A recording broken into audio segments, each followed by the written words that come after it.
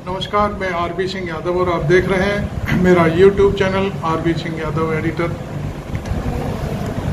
कल मैंने राजस्थान की महारानी वसुंधरा राजे के ऊपर अपना एक वीडियो आपके समक्ष रखा था। उसमें मैंने कहा था कि महारानी बीजेपी के लिए खतरा बन चुकी हैं। आज मैं उस पर फिर गहनता से चर्चा करना चाहता हूं।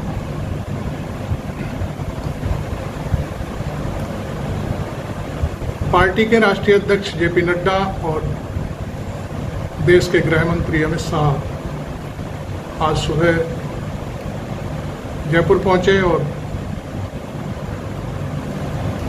उनके स्वागत में सारे नेता इकट्ठे हुए। उनके स्वागत करते हुए लोगों ने उनको, किसी ने पगड़ी पहनाई, किसी ने माला पहनाई, किसी ने कुछ दिया, किसी ने। इसी लाइन में महारानी वसुंधरा राजे भी खड़ी हुई थी।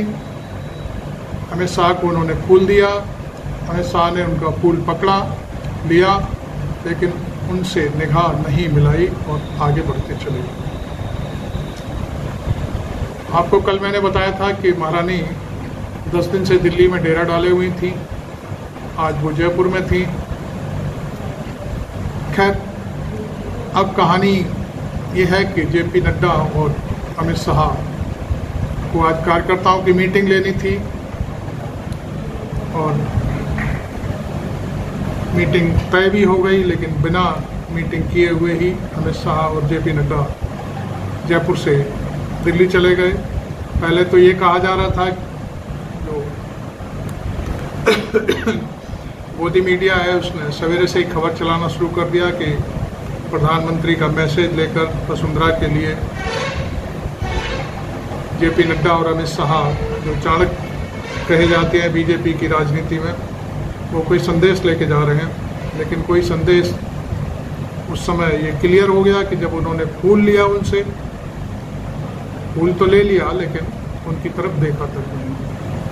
बस यही संदेश था और ये संदेश देकर के वो वापस दिल्ली लौट गए।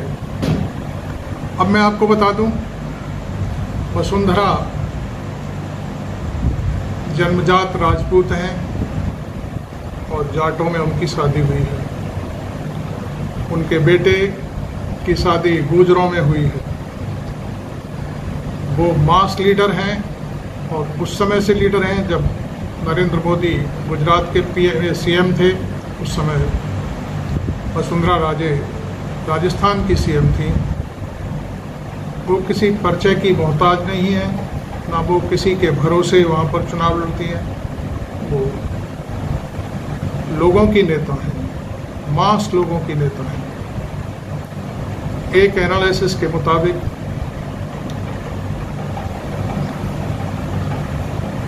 राजस्थान की 40 विधानसभा सीटों पर जबरदस्त उनकी पकड़ है। उनके एक इशारे पर वोट इधर से उधर होता दिखाई देगा। लेकिन बीजेपी ने, खासतौर पर मैं ये कहूँ कि प्रधानमंत्री जी ने अपने समकक्ष जो लीडर होते हैं उनको सबको एक किनारे किया हुआ है। उनमें वसुंधरा राजे भी हैं। आप जानते हैं कि शिवराज सिंह चौहान और वसुंधरा राजे उन पैरेलल नेताओं में थी नरेंद्र मोदी के कि भाग्य ने साथ दिया होता तो वो भी पीएम की लाइन में होता। खैर, वहाँ नरेंद्र मोदी जी के सामने सारे लोग एक बगल कर दिए गए, घुटना टेक गए, उनकी कोई हैसियत नहीं बची। अब यहाँ तक समझा जाए कि जो मोदी जी के गुरु थे लाल कृष्ण आडवाणी, उनकी भी हालत पतली कर दी गई और वो आज तक कोने में बैठे हुए हैं। खैर, वो पुरानी कहानी है, आप सब लोग जानते हैं इस बात को। लेकिन आज की कहानी ये है कि वसुंधरा नहीं तो वहाँ पर बीजेपी नहीं राजस्थान में। इसलिए एक चीज़ और सामने आई है कि मेवाड़ की लगभग 24-25 सीटें हैं, उन पर जबरदस्त पकड़ है वसुंधरा राजे की।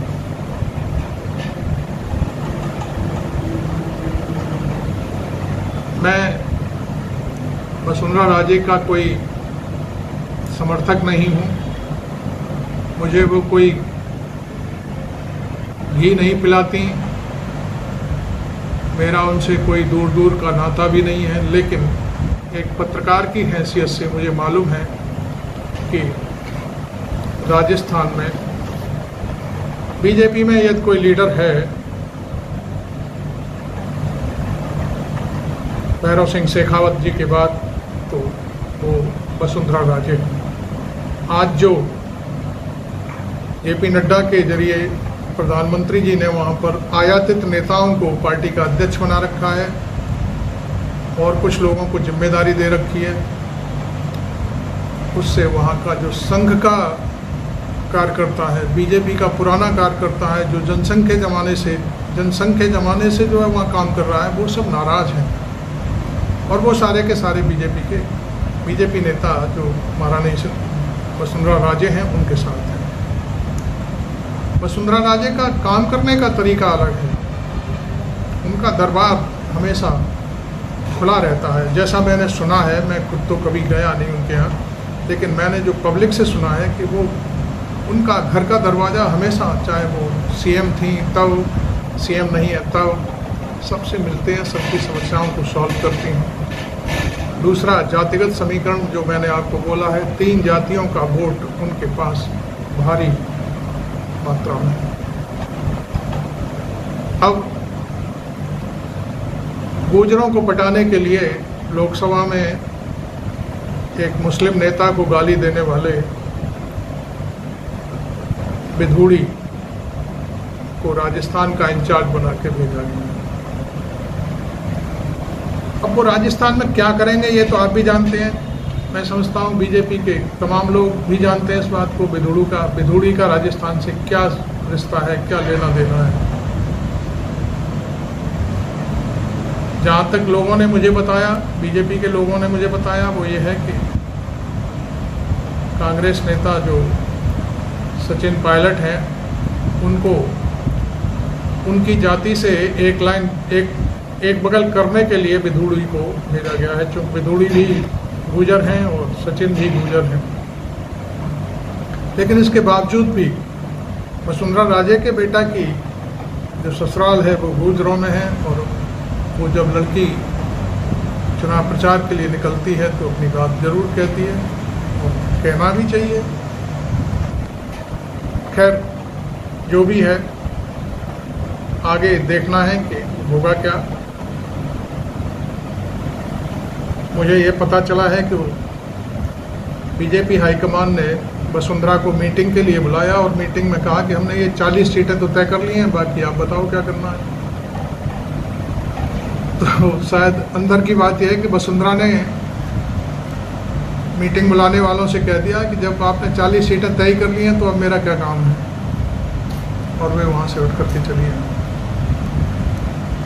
ये कुछ 10-15 दिन पुरानी बात बताई गई है, और उसके बाद फिर यात्राएं शुरू की गई। तो फिर यात्राओं में केवल खाली कुर्सियां, जहां पर भाषण देने की बारी आती थी।